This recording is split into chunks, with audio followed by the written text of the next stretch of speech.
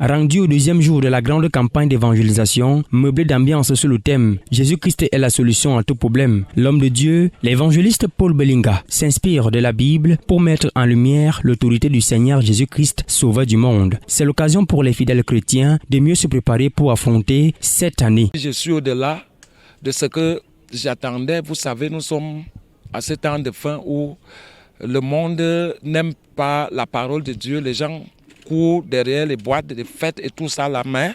Le Seigneur nous a accordé la grâce de mobiliser des centaines de personnes qui sont venues écouter la parole de Dieu depuis hier et aujourd'hui. C'est ça qui nous prouve que Jésus est là, parce que cela ne vient pas de moi, je ne suis que son instrument.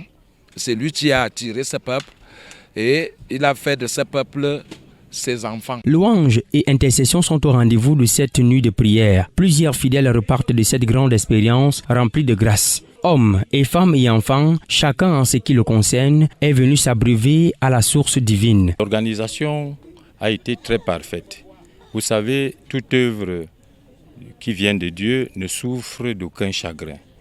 Et quand Dieu organise un événement comme celui-ci, il met tout en œuvre, comme je venais de dire, pour que tout se passe comme il a prévu lui-même.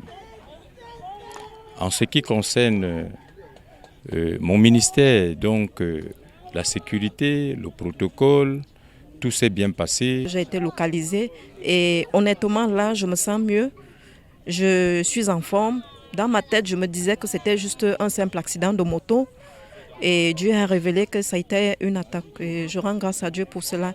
Et je vais interpeller quelqu'un à dire que, en lui disant que bon, le salut est individuel et il faut savoir améliorer sa relation avec Dieu. Je tiens à dire que la relation avec le Seigneur Jésus-Christ, c'est une relation qui est avant tout personnelle et intime. Et donc, lorsque nous sommes invités à un programme comme celui-ci et que nous avons été bénis abondamment, nous ne pouvons être que dans une joie, on va dire, immense. Rendez-vous est pris pour la même circonstance en 2023.